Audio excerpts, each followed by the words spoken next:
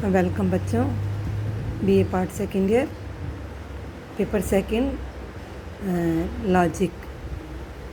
मैं Hiru Pherwani, associate professor, SPC government college Ajmer. इस paper में हमने 2 चैप्टर कंप्लीट कर लिए हैं। फर्स्ट चैप्टर आपका था व्हाट इज़ लॉजिक और सेकंड चैप्टर फैलेसीज, जिसमें हमने फैलेसीज के 2 रूप इनफॉर्मल और फॉर्मल फैलेसीज, इसके बारे में विशद रूप से चर्चा की है। आज करेंगे हम functions and usages of language, भाषा के कार्य और उसका उपयोग। भाषा, जैसा कि नाम से स्पष्ट है, हम अपने सामाजिक जीवन में विचारों का आदान प्रदान और अपनी धारणाओं को व्यक्त करने के लिए भाषा का प्रयोग करते हैं। भाषा को मानवीय मस्तिष्क का सर्वोत्तम आईना माना जाता है। तर्कशास्त्र में तर्क और तार्किक विधियों का जो अध्ययन है, ये भाषा के द्वारा ही अभिव्यक्त किया जा सकता है। तर्कशास्त्रियों का मुख्य उद्देश्य होता है तर्क की वैधता और अवैधता निश्चित करना, और ये उनके तार्किक आधार पर आधारित होता है। तर्क को सही आकार में प्रस्तुत करने के लिए ही भाषा का स्पष्ट और शुद्ध प्रयोग आवश्यक होता है। भाषा का यदि हम अशुद्ध प्रयोग करेंगे तो हमारे तर्क जो है वो दोषपूर्ण हो जाएंगे, क्योंकि हमारा जो उद्देश्य है वो सही सोच को विकसित करना है। सही सोच का अर्थ है तर्कों की पहचान करना, उसका विश्लेषण करना, निर्माण और फिर उनका मूल्यांकन करना। तो ये तो एक स्थापित तथ्य है कि भाषा और सोच में घनिष्ठ संबंध होता है, जो भाषा ही विचारों को संभव बनाती है। किसी भाषा को सीखना केवल अपने विचारों को एक नए तरह से प्रस्तुत करना ही नहीं है, बल्कि एक नए प्रकार की सोच भी है। बिना विचारों और प्रतीकों के हम सोच नहीं सकते हैं। हमारी सोच जो है केवल भाषा के दायरे में ही बनती है। तो यहाँ हम ये कह सकते हैं कि जब एक व्यक्ति स्वयं से बात करता है, वहाँ भी भाषा बहुत ज़रूरी हो जाती है। इसका मतलब यह है कि हमें शैली की उस उक्ति में इस तथ्य का एक प्रभावपूर्ण सारांश मिलता है। भाषा और विचार जो हैं वो एक दूसरे पर आश्रित होते हैं, पर तर्कशास्त्रियों की जो रुचि है वो तर्कसंगत विवेचन में ही होती है। वो किसी भी समस्या का निदान जो है ढूंढने में, कहानियाँ सुनाने में या नीतियों की योजना बनाने में उपयोगी हो सकती है। ठीक है, तो भाषा जो है मानव के लिए बहुत तरीक़ों से उपयोगी कही गई है। हम अपने दैनिक जीवन में भी देखें कि दिन प्रतिदिन भाषा का प्रयोग जो है सूचनाओं के आदान प्रदान में, पदार्थों का वर्णन करने में और लोगों का अभिवादन करने में, और इसी तरह से अपनी ज़रूरतों को दूसरों को बताने में, अपनी भावनाओं को अभिव्यक्त करने में, गाना गाने में, चुटकुले सुनाने में और बहुत सी बातों के लिए भी हम करते हैं। तो इस तरह से भाषा के जो है प्रयोग है वो अनगिनत हैं। एक प्रसिद्ध तर्क भाषा शास्त्री और दार्शनिक थे लुडविग विटगेनस्टाइन। उन्होंने भाषा को एक औजार और एक माध्यम माना है। भाषा का प्रयोग जो है वो कहते हैं एक खेल की तरह ही होता है, वो है भाषा का खेल।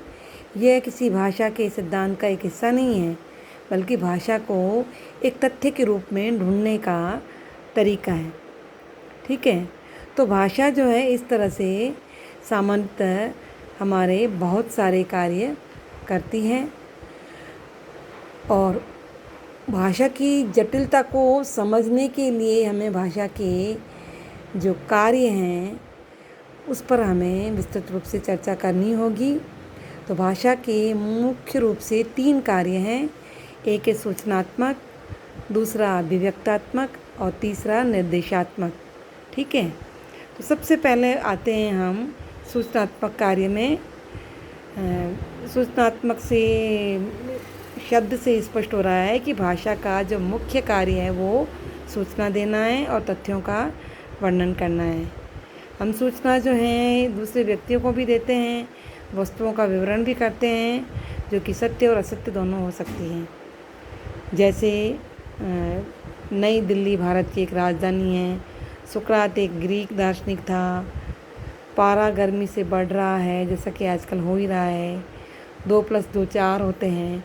तो ये सभी कथन जो है वो सूचनात्मक होते हैं और ये सभी सत्य होते हैं। इन कथनों का उद्देश्य केवल यही बताना होता है कि तथ्य क्या है, और इन कथनों की मुख्य विशेषता भी यही है कि ये घोषित करते हैं कि अमुक तथ्य का अस्तित्व है या नहीं। तो तर्कशास्त्री और वैज्ञानिक केवल भाषा के सूचनात्मक प्रयोग में ही रुचि कर सकते हैं, क्योंकि ये निश्चित तौर पर सत्य या असत्य में से अवश्य ही एक प्रकार के होते हैं। एक वैज्ञानिक जो है वो कथन एक ही समय में सत्य और असत्य दोनों नहीं हो सकता है। तो कोई भी तथ्य या तो सत्य होगा या असत्य होगा। वैज्ञानिक के समान तर्कशास्त्र भी तर्कों के सूत्रीकरण और उनके विश्लेषण में भाषा के इसी विशेष प्रयोग में रुचि रखते हैं। ठीक है, तो ये भाषा का सूचनात्मक प्रयोग हुआ। दूसरा है भाषा का अभिव्यक्तात्मक प्रयोग, यानी सूचनाओं के आदान प्रदान के अतिरिक्त भी भाषा के बहुत सारे प्रयोग हैं। कई बार क्या होता है कि वाक्यों का प्रयोग जो है सूचना देने की दृष्टि से नहीं होता है, बल्कि एक श्रोता के मन में एक विशेष प्रतिक्रिया जगाने के लिए भी और उसे किसी कार्य की प्रेरणा देने के लिए भी होता है। तो ये कथन जो है निश्चित रूप से न सत्य होते हैं और न ही असत्य होते हैं। ठीक है, तो भाषा का जो अभिव्यक्तात्मक प्रयोग है वो वक्ता की भावनाओं पर, उसके विचारों पर, व्यवहार को दिखाने के लिए किया जाता है। इसके कुछ एग्जाम्पल जैसे हैं कि क्रिकेट एक महान खेल है, चित्र कितना सुंदर है, ओह चैन पड़ गया, ओह बहुत अच्छे, अरे मेरे भगवान। इस तरह के जो भी कथन हैं ये हमारे विचारों और भावनाओं को अभिव्यक्त करते हैं। श्रोता के मन में क्रोध, प्रेम, नफरत की भावना जगाने के लिए ही अभिव्यक्तात्मक भाषा का प्रयोग जो है वो बड़े ही प्रभावपूर्ण ढंग से हम करते हैं। ठीक है, कविताएं भी भाषा के अभिव्यक्तात्मक प्रयोग का एक अच्छा उदाहरण है। कविताओं की रचना जो है किसी तरह की सूचना देने के लिए नहीं होती, बल्कि कवि की अतरंग भावनाओं की अभिव्यक्ति के लिए ही होती है, और वहाँ पर सत्यता और असत्यता का कोई मानदंड लागू नहीं किया जा सकता। ठीक है, तो ये है भाषा का अभिव्यक्तात्मक प्रयोग। तीसरा है भाषा का निर्देशात्मक प्रयोग। तो कई बार क्या होता है कि भाषा का प्रयोग एक विशेष प्रकार के कार्य को करने के लिए भी होता है।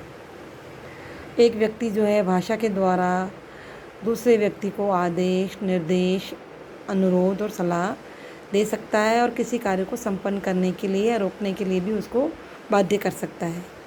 तो आदेश देना जो है भाषा का निर्देशात्मक उदाहरण है। इसके एग्जाम्पल हैं कि कृपया मुझे अपनी कलम दे दो, दरवाज़ा बंद कर दो, कृपया यह तश्तरी आगे बढ़ाइए, दिन में 2 बार ब्रश करने चाहिए।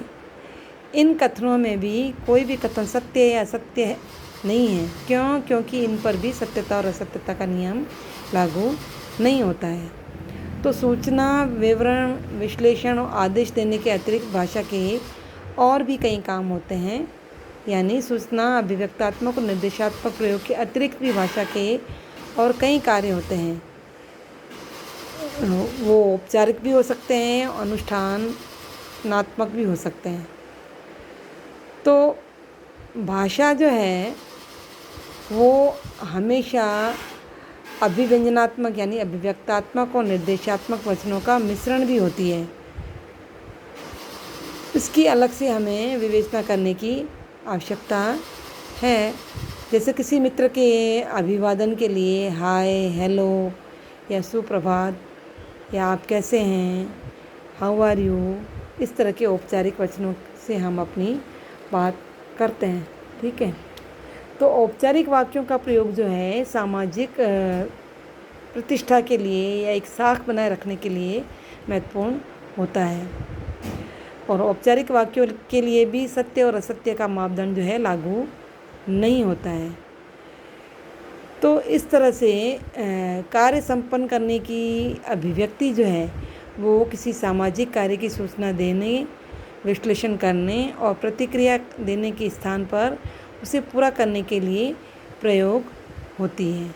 जैसे कि विवाह के समय एक पुजारी जो है मंत्र उच्चार का कार्य करता है, तो उस कार्य को संपन्न करने के लिए वो कई तरह के शब्दों का या वाक्यों का प्रयोग करता है।